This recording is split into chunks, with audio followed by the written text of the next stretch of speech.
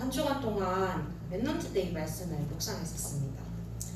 수가성 여인이 물을 달라고 하는 예수님한테 이렇게 얘기하더라고요. 당신이 왜 나한테 물을 달라고 하냐 이렇게 얘기합니다. 그 정도로 사람에 대한 상처가 많았고, 그래서 사람을 피해서 그 더운 낮에 일부러 물을 뚫어가고, 그렇게 했던 그 여인이 하나님을 만나고 복음을 알게 되고, 그리고 나서 자기 발로 스스로 마을을 찾아갑니다. 하나님을 전파하기 위해서요. 그 말씀을 묵상하면서 제게 그 장면이 되게 뭔가 마음에 계속 와닿았던 것 같아요. 복음의 힘이라는 것은 정말 한 사람의 상처까지도 치유할 수 있는구나. 이 시간 정말 기도하는 마음에 찬양했으면 좋겠습니다. 오늘 이 시간 우리가 그냥 예배하는 것처럼 보이지만, 우리가 예배할 때 우리 안에 깊숙이 박혀있던 그 상처가 복음으로 치유되는 순간입니다. 어떤 사람에게는 너무나도 힘이 없고 무너져가는 그 순간에 복음으로 완전히 힘을 얻고 회복해서 돌아가는 시간이기도 합니다. 오늘 이 시간 하나님 그냥 순서가 되었기 때문에 찬양하고 기도하고 예배하고 가는 시간이 아니라, 하나님 오늘 이 시간 우리가 찬양할 때 우리와 관계된 모든 연장의 흑암 세력이 무너지게 하시고, 하나님 오늘도 우리가 예배드리고 하나님 앞에 기도할 때에 우리 안에 깊숙이 있는 그 상처가 복음으로 치유되는 시간 되어지게 해달라고 기도하는 마음으로 찬양했으면 좋겠습니다. 우리 모일 때 주 성령 임하리, 우리 모일 때 주 이름 높이리, 우리 마음 모아 주를 경배할 때 주님 축복하시리, 주님 축복하시리. 한 번 더 찬양하겠습니다. 우리 모일 때 주 성령 임하리, 우리 모일 때 주 이름 높이리, 우리 마음 모아 주를 경배할 때 주님 축복하시리, 주님 마지막으로 한 번만 더 찬양하겠습니다. 우리 모일 때 주 성령 임하리, 우리 모일 때 주 이름 높이리, 우리 마음 모아 주를 경배할 때 주님 축복하시리, 주님 마지막으로 한 번만 더 찬양하겠습니다. 우리 모일 때, 우리 모일 때 주 성령 임하리, 우리 모일 때 주 이름 높이리, 우리 마음 모아 주를 경배할 때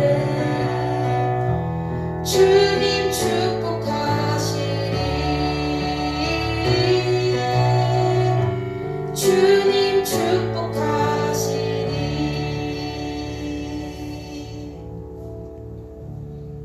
아멘.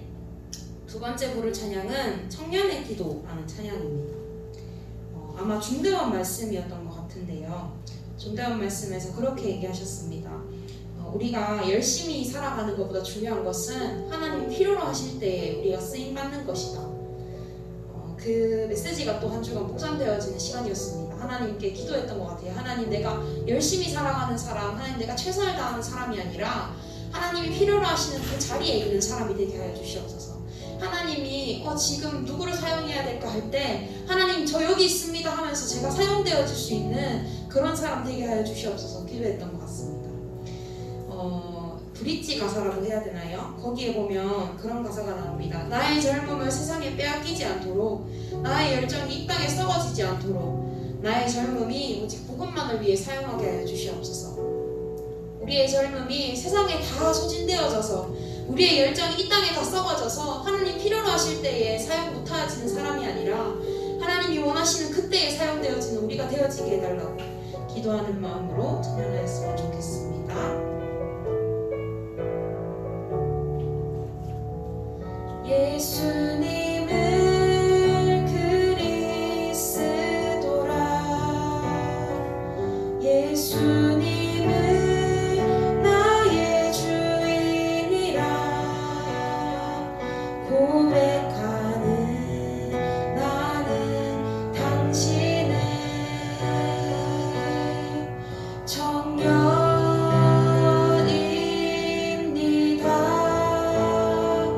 예수님을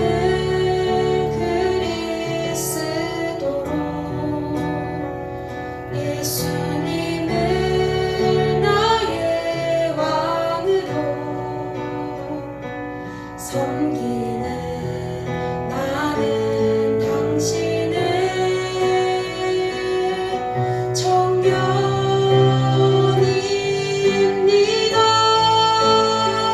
하나님 부디 나의 청년의 때에 복음으로 나를 치유하소서. 하나님 부디 나의 영혼 생각 마음에 복음만이 남게 하소서. 하나님 언약에 빛나는 이 바톤이 나에게서 끊어지지 않게 하소서. 하나님 언약에 빛나는 이 바톤이 나에게서 끊어지지 하소서.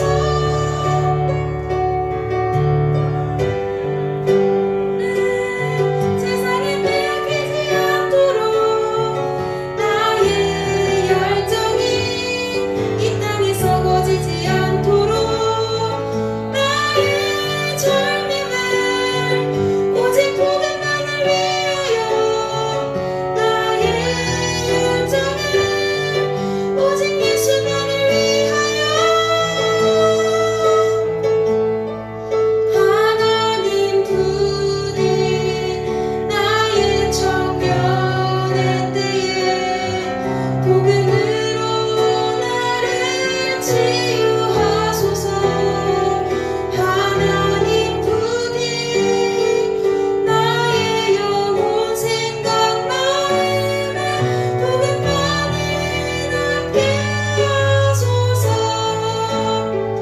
하나님 언약에 빛나는 이 바톤이 나에게서 끊어지지 않게 하소서.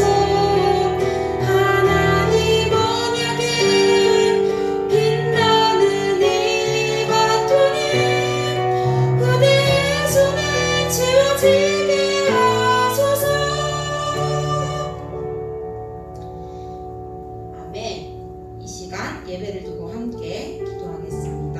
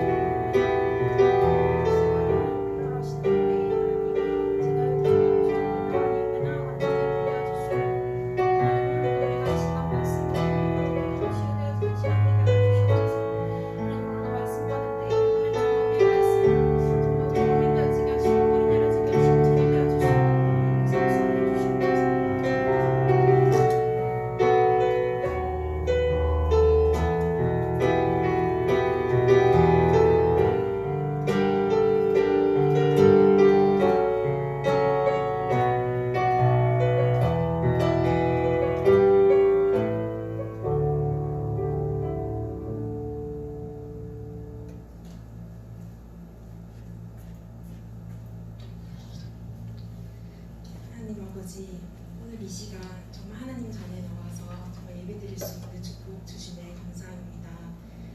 저희가 한 주간을 살아갈 때 다른 것이 아니라 정말 우리가 정말 하나님의 자녀인 것에 정말 구원의 감사가 정말 날마다 회복되어지게 하여 주옵소서. 현장에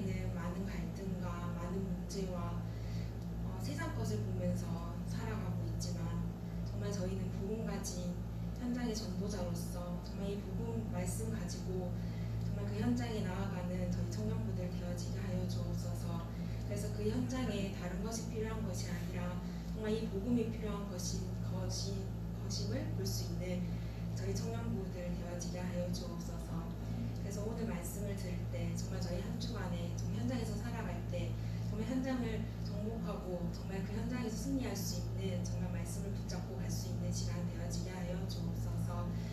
말씀 전해지는 목사님에게도 성령의 충만함을 부어주시고 가시는 현장마다 정말 렘넌트를 살리고 제자를 세우는 목사님 되어지게 하여 주옵소서. 예수 그리스도 이름으로 기도합니다.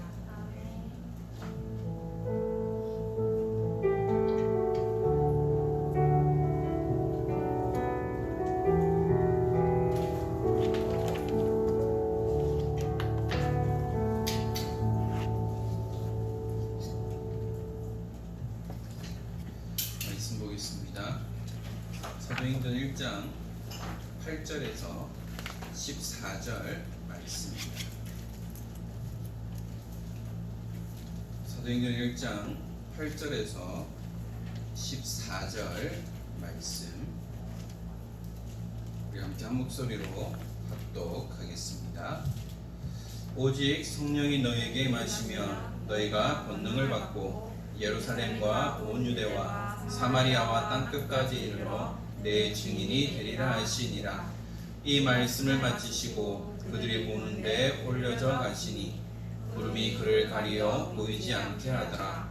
올라가실 때에 제자들이 자세히 하늘을 쳐다보고 있는데 흰옷 입은 두 사람이 그들 곁에 서서 이르되 갈릴리 사람들아 어찌하여 서서 하늘을 쳐다보느냐.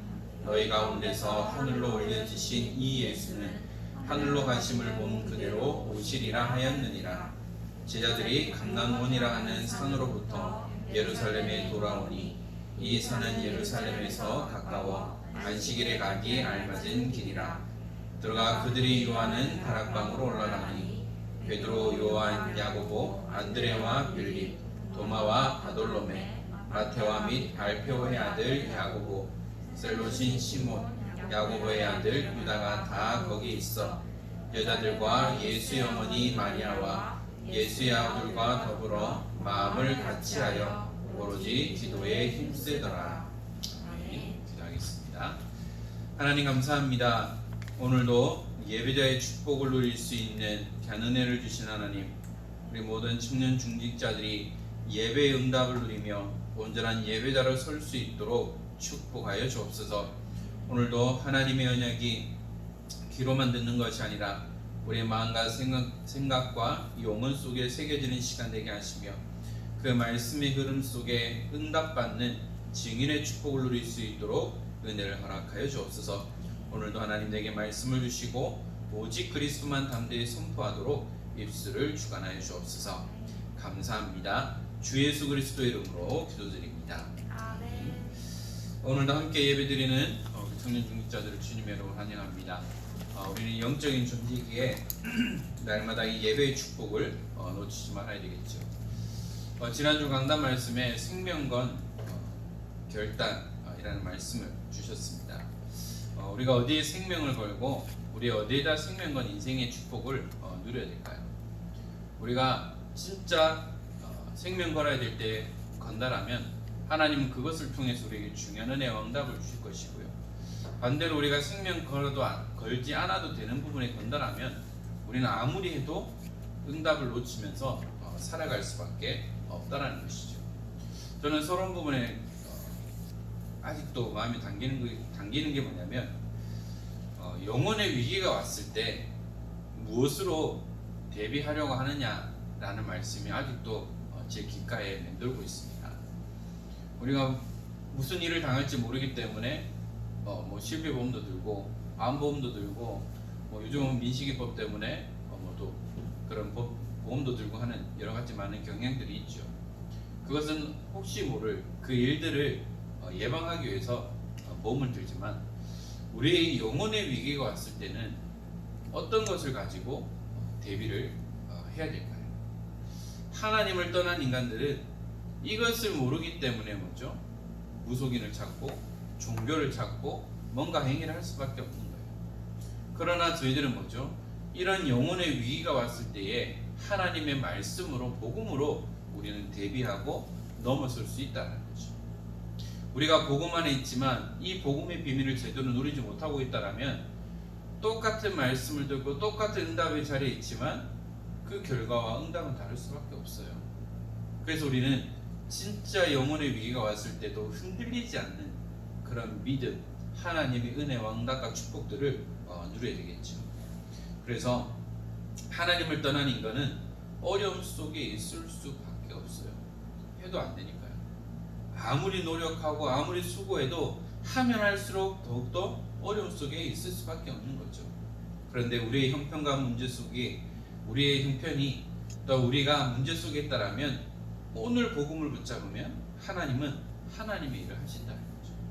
나의 문제와 사건과 형편과 상관없이 오늘 내가 무엇을 붙잡고 있느냐, 복음을 붙잡느냐, 아니면 세상을 붙잡느냐, 아니면 내 노력을 붙잡느냐, 사람을 붙잡느냐, 거기에 따라서 일하시는 분은 다를 수밖에 없어요. 그래서 그 룻기서를 통해서 우리는 무엇을 기억해야 될까요?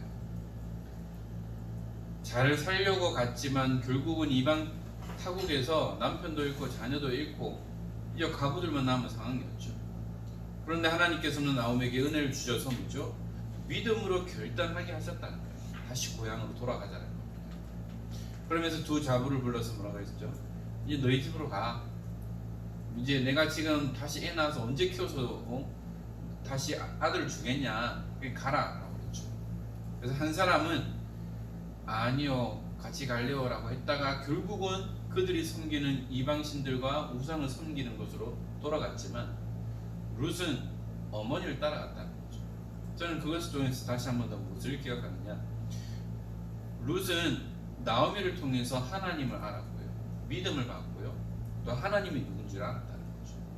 그래서 어머니 하나님이 나의 하나님이고 어머니가 가는 곳에 나도 가겠다라고 고백할 수밖에 없는 거죠. 나오미의 믿음도 크지만 바로 아무것도 없는, 남편도 없고 미래도 없고 비전도 없지만 어머니가 믿는 하나님이 진짜 하나님이기 때문에 모든 것을 다 버리고 따라갈 수 있었다는 겁니다. 물론 하나님께서는 그 룻을 통한 이방 여자인 룻을 통해서 또한 언약의 계보를 이어나가도록 만드셨는데요. 그러면 우리는 어디에 생명과 가치를 발견해야 되겠습니까? 그래서 생명과 가치, 우리는 어디에 가치를 두고 생명을 걸어야 될까요?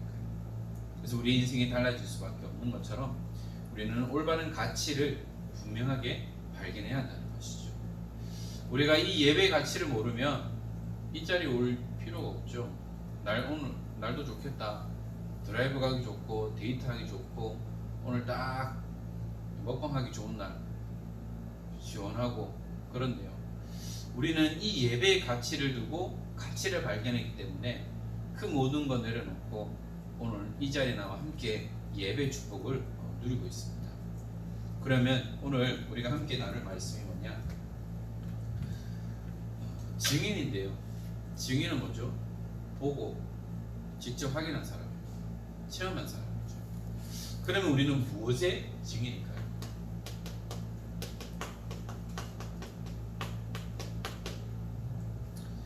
이 증인이라는 역할이 너무나 중요하죠. 이 증인의 유무에 따라서 이 판결이 뒤집히느냐 그대로 가느냐가 결정되어 있어요.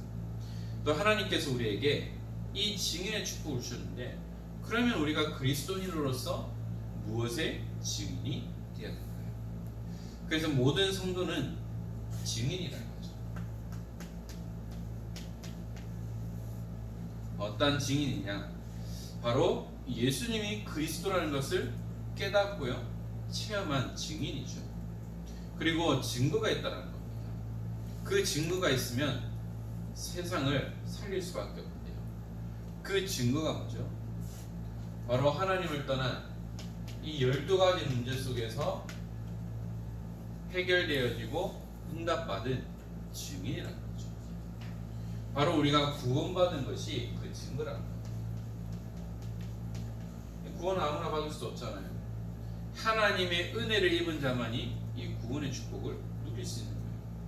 그 누구도 예수님을 주라 시인할 수 없어요. 아버지를 할 수 없어요. 하나님의 은혜를 입은 자만이 그 그리스도를 고백할 수 있는데요. 그러면 세상에는 종교가 많죠. 그러면 종교가 무엇이 종교냐라는 부분인데요.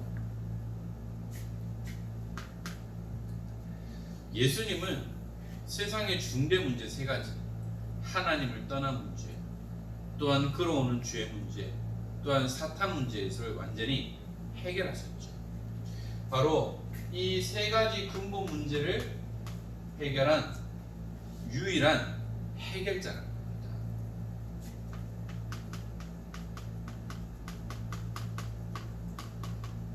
이분이 누구죠? 바로 그리스도. 그 어떤 종교도, 그 어떤 단체도 인간의 근본 문제 세 가지를 해결할 수 없어요.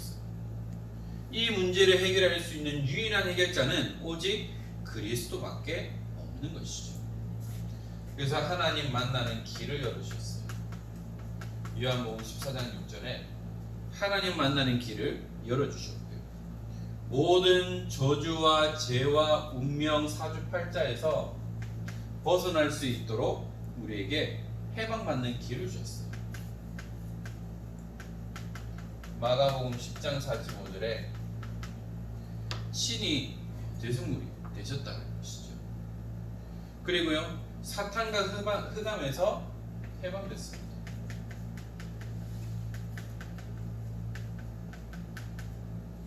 요한일서 3장 8절이죠. 바로 이분이 그리스도라는 분이라는 거죠. 그리고 이분이 뭐죠? 지금도 부활하셨어요. 성령으로 나와 함께 하신다는 겁니다. 사도행전 1장 3절에서 4절에 말씀하고 있죠. 그가 고난받으신 후에 또한 그들에게 확실한 많은 증거로 친히 살아계심을 나타내사 40일 동안 그들에게 보이시며 하나님 나라의 일을 말씀하시니 사도와 함께 모이사 그들에게 분부하여 이르시되 예루살렘을 떠나지 말고 내게서 들은 바 아버지께서 약속하신 것을 기다리라. 아버지께서 약속하신 것을 기다리라라고 말씀하셨어요. 요한복음 16장 24절에도요. 지금까지는 너희가 내 이름으로 아무것도 구하지 아니하였으나 구하라. 그리하면 받으리니 너희 기쁨이 충만하리라. 구하면 응답하신대요. 기쁨이 넘친다라고 분명히 말씀하고 있죠. 로마서 10장 13절에 누구든지 주의 이름을 부르는 자는 구원을 받으리라. 누구든지 주의 이름을 부르면 구원을 받는다라고 말씀하고 있어요. 물론 그것이 하나님 은혜로 그리스도를 부를 때 우리가 구원의 기쁨을 누린다라고 분명히 말씀하고 있습니다. 또한 이분이 지금도 성령으로 역사하시는 거죠.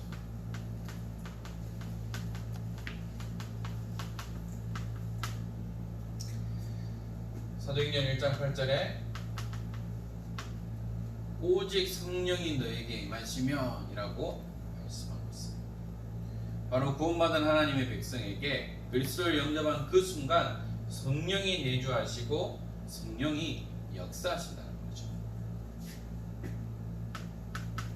2장 1절에서 13절에 오순절 날에 성령이 임하는 것을 체험하게 됩니다. 오순절 날이 이미 이르매 바람 같은 불 같은 성령의 역사가 일어나서 그곳에 역사하게 되고요. 또한 15개 나라에 왔던 이방인들이 이들의 말을 듣고 하나님을 믿는 구원의 역사가 일어나는 것을 보게 됩니다. 분명히 예를 들어 한국에 왔는데 15개 나라의 사람들이 왔어요. 그런데 사도가 메시지를 했는데 한국어로 얘기했는데요. 그들의 언어로 들렸다는 거죠. 이거는요, 성령이 역사하지 않고는 이런 일이 일어날 수 없다는 거죠. 또한 사도행전 9장 1절에서 9절에 사울이 예수 믿는 사람을 이제 잡으러 가는데 다메섹에서 하나님을 만난 거예요. 호련히 밝은 빛이 비치더니 이제 그 빛으로 인해서 너무 눈부셔서 안에서 떨어져 눈에 보이지 않는 겁니다. 그러면서 당신은 누구십니까? 라고 질문할 때에 내가 핍박하는 예수다 라고 하시면서 그에게 이렇게 하도록 지시하는 것을 볼 수가 있는 것이죠. 또한 고린도전서 2장 10절에 오직 하나님이 성령으로 이것을 우리에게 보이셨으니 성령은 모든 것 곧 하나님의 깊은 것까지도 통달하시느니라. 이 성령이 뭐냐? 하나님의 깊은 것까지도 보게 하신다는 것이죠. 12절에는 뭐라고 말씀하느냐? 우리가 세상의 영을 받지 아니하고 오직 하나님으로부터 온 영을 받았으니 이는 우리로 하여금 하나님께서 우리에게 은혜로 주신 것들을 알게 하려 하심이라. 이것이 세상으로부터 온 영이 아니라 하나님이 주신 것이라고 분명히 말씀하고 있습니다. 또한 이 예수님이 보좌에 앉으셨죠. 그래서 우리 안에 또한 함께 교회의 머리가 되셨다가 재림주로 오신다는 거죠. 성경은 분명히 말씀하고 있습니다. 수만 가지 수천 가지의 예언이 성취되었어요. 그러나 아직까지 응답되지 않은 것은 예수님이 재림주로 오신다는 거죠. 그것은 언제 올지 모른다고 분명히 말씀하고 있어요. 그러나 이단들은 뭐죠? 이 종말론을 가지고 사람들의 마음을 불안하게 해서 그들의 마음들을 흔들어 버려요. 그래서 분명히 예수님이 재림주로 오시는데 그날은 알 수가 없다라고 분명히 말씀하고 있어요. 자, 그러면 이것을 통해서 우리는 무엇을 기억해야 되느냐? 사도행전 1장 11절에 예수님이 하늘로 승천하시는 것을 봤어요. 사람들과 제자들이 교회 속에서 쳐다보고 있으니까 천사가 뭐라고 말하고 있습니까? 11절이죠. 이르되 갈릴리 사람들을 어찌하여 서서 하늘을 쳐다보느냐? 너희 가운데에서 하늘로 올려지신 이 예수는 하늘로 가심을 본 그대로 오시리라 하였느니라. 너희들 이 예수님이 승천하시는데 뭘 그렇게 쳐다봐? 이 예수님이 하늘로 올라가신 그대로 다시 내려오실 거야 라고 재림신학에 대해서 전달하는 거죠.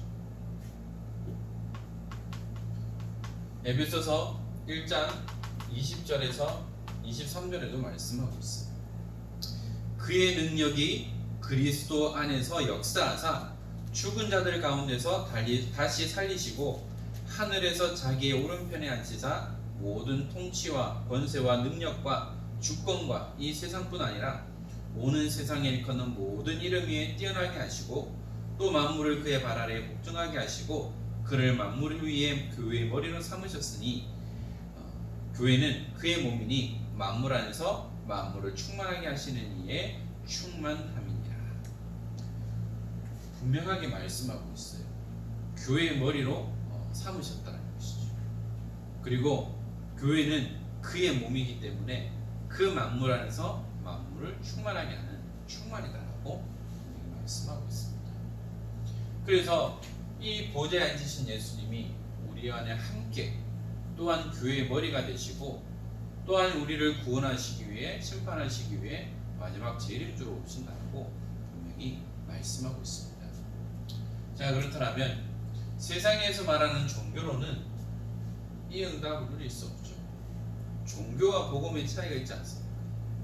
종교의 시작은 사람으로부터 시작했다면 복음은 하나님으로부터 시작했습니다. 종교는 행위가 중요하다면 복음은 하나님의 은혜죠. 그 결론은 어떻게 되죠? 종교는 결국은 심판과 지옥이 있다면 복음은 뭐죠? 구원의 축복이 있다. 종교와 복음은 달라요. 그런데 세상 사람들은 모든 종교는 다 똑같다는 거죠. 작년 2월달 코로나 사건이 일어났을 때 신천지 그때만에 모든 교회가 통으로 다 욕을 먹었어요. 교회 왜 저러냐면서. 그런데 다르잖아요. 그런데 세상 사람들은 똑같이 생각하는 거예요. 모든 교회는 다 똑같다. 이단들이 뭐 이렇게 해도 교회 왜 저래? 욕하는 거예요. 우리가 교회가 교회 역할을 하지 못하면 우리는 똑같은 취급을 당할 수밖에 없는 거예요. 그래서 우리 그리스도인들이 뭐냐? 진짜 구별된 삶을 살아야 되고요. 그들과 다른 모습을 통해서 진짜 저들이 믿는 하나님이 참 하나님이구나. 그 고백이 되어질 만큼 우리는 하나님의 은혜 속에 있어야 한다는 거죠. 여러분들이 직장생활하면서 주연이 보니까 하나님 진짜 계시는 것 같다 라고 해야 되지, 뭐야 예수 믿는 게 더해?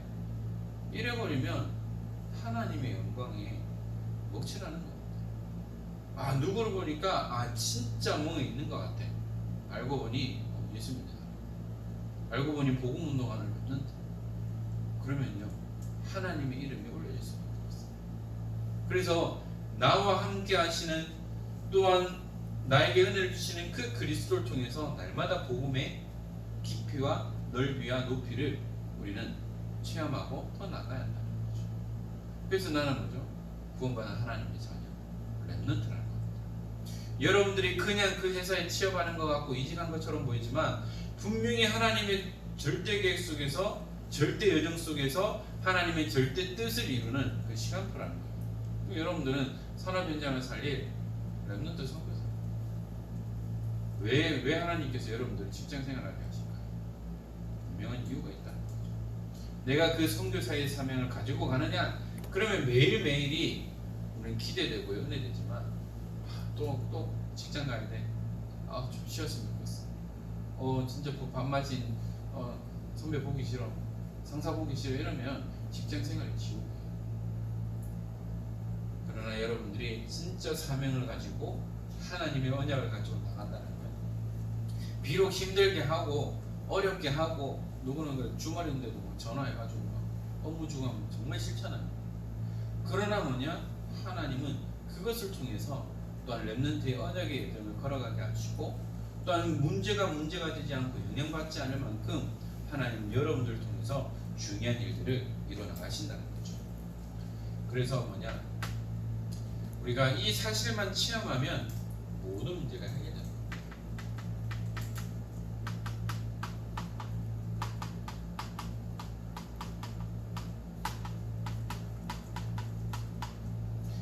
진짜 내가 그리스도를 만남으로 모든 문제가 다 끝난다는 거예요. 오늘 찬양인도 했던 우리 청년이 고백했던 것처럼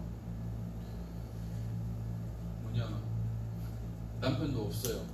그래서 사람 눈을 피해서 그 무더운 낮에 물을 들어갔는데 거기에 예수님을 만났어요. 진짜 예수님을 만나고 나니까 부끄러운 것이 없어졌어요. 그래서 물동이를 그 물그릇을 내팽개치고 마을로 뛰어 들어갔다는 겁니다. 부끄러워서 사람 만나기 싫어서 사람들이 움직이지 않는 그 무더운 낮에 물들어 나왔던 그 여인이 하나님을 만나니까요 모든 문제가 해결됐어요. 그래서 뛰어 들어가서 내가 진짜 예수님을 만났다라고 외쳤죠. 그래서 우리는요 이 그리스도를 만나고 체험하면 모든 문제는 해결돼요. 그럼 목사님 가지고 있는 모든 문제 다 해결됐습니까? 아니요, 아직까지 해결 안 된 것도 많아요. 내가 영향도 안 받고 아무런 문제가 없어야 되는데 사람인지라 영향을 받는 모습을 보여요. 그냥 넘어갈 수도 있는 부분이지만 이 내가 약한 부분을 탁 건드리니까 저도 모르게 탁 튀어나오는 거예요. 그렇기 때문에 저는 그리스도가 필요하고요. 그래서 더욱더 하나님의 은혜 속에 들어가야 한다. 저도 기도해요. 하나님, 내가 이 문제에 영향받지 않을 만큼 내게 은혜를 주세요. 그래서 모든 사람을 수용하고 포용해서 이런 문제를 만났을 때는 문제가 되지 않을 만큼 하나님 내게 은혜를 주세요라고 계속 기도하고 있습니다. 진짜 우리가 여기서 체험하면 모든 문제를 해결한다. 그런 말 있잖아요. 예수는 그리스도 모든 문제 해결자라고 하지만 내 영 문제만큼은 해결자가 안 돼요. 연애만큼은 해결자가 안 되고 이 결혼만큼은 해결자가 안 돼요. 이 취업 문제만큼은 해결자가 안 돼요. 대인관계만큼은 안 돼요. 그것이 아니고요. 그것은 뭐냐? 내 문제예요. 다 끝냈는데 내 문제에 내가 스스로 미여 있는 거죠. 그러니까 사탄은 그것을 가지고 계속해서 여러분을 공격합니다. 우리는 이 모든 것을 통해서 뭐냐, 하나님이 주시는 성령 충만을 누리는 거예요. 그래서 우리는 더욱더 하나님의 은혜 속으로 들어가야 한다는 것이죠. 그래서 우리 청년 중직자들은 진짜요, 하나님 앞에 믿음의 결단을 해야 되겠죠.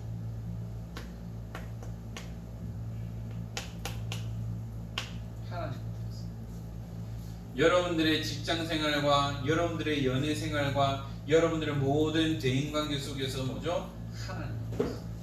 그러면 모든 문제가 해결돼요. 문제는 문제가 되지 않습니다. 하나님 앞에 서지 못하니까 문제가 되고 속이는 거예요. 그래서 우리는 하나님 앞에 서야 한다는 겁니다.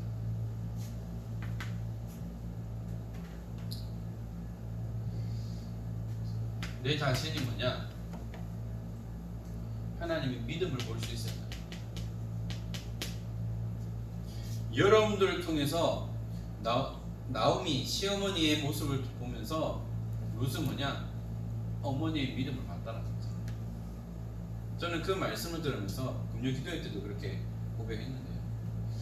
우리 온유 유다미가 엄마 아빠를 보면서 믿음을 발견했습니다.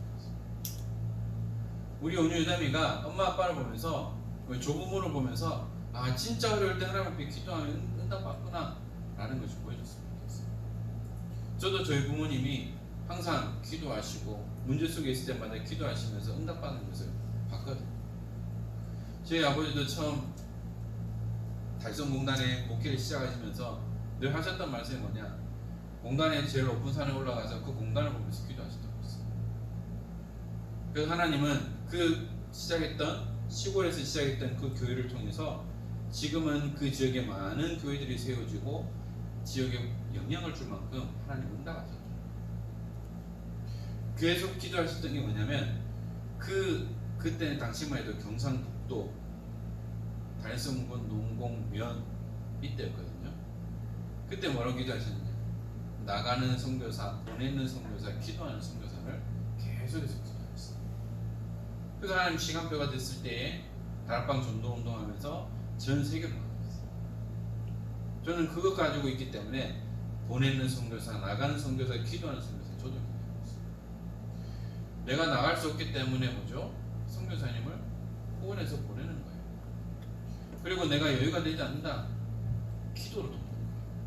그리고 내가 어느 정도 여유가 된다, 우리가 나가서 선교할 수 있다. 그것을 봤기 때문에 저도 뭐냐, 계속 은혜를 잡고 기도하니까요. 많은 나라는 아니지만 또 해외 가서 현장을 보고 또 복음을 전할 수 있는 그런 은혜들을 주셨다는 거예요. 그래서 여러분들 보면서 아 진짜 믿음 볼 수 있는 그런 응답들을 누릴 수 있겠고요. 또한 가장 위기 그리고 문제,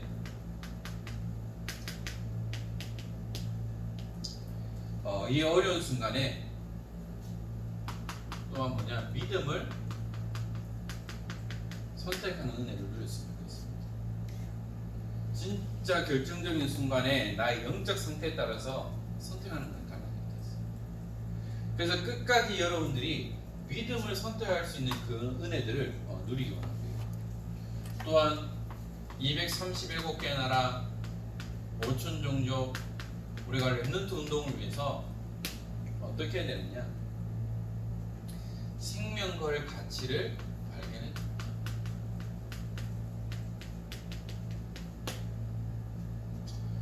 여러분들 우리 렘넌트도 그렇지만 여러분들과 또 기회 되면 서울에 가서 현장도 보고 여러분 가봤는 청년들도 있을지 모르겠지만 양화진에 가서 우리 선교사님들이 어떻게 우리나라에서 사역했는지를 이렇게 봤으면 좋겠어요. 예전에 제가 사역했던 교회에서도 렘넌트를 데리고 양화진에 갔습니다. 그때 봤던 책이 뭐냐, 그 전에 봤던 책이 복음의 미치다 라는 책을 보신 청년들이 있을지 모르겠는데요, 그 책에 바로 양화진에 묻힌 선교사님들의 내용들이 담겨 있어요. 그래서 총망받는 젊은 20대 그 고국에 있으면은 인정받고 편안하게 살 사람들이었지만 하나님은 그들이 기도하는 가운데에 조선이라는 땅을 기도하게 하셨고 그 조선이라는 땅에 와서 선교하게 하셨다. 그들의 그 젊은 선교사님들의 그 헌신과 생명과 가치를 통해서 뭐냐, 이 땅에 복음의 씨앗이 뿌려지고 어두웠던 이 땅에 복음의 빛이 비춰지고 계몽이 시작되면서 한국에 복음이 들어온 지 100여 년이 지난 지금은 하나님은 경제의 응답뿐 아니라 전 세계 두 번째로 많은 선교사로 파송할 만큼 하나님은 응답을 한다. 그 비밀, 그 비친 자로서 이제는 뭐냐, 2, 3, 7, 5천 종족에 동일하게 우리가 이 복음을 들고 가야 한다. 그래서 여러분들은 생명과 가치를 발견해야 한다.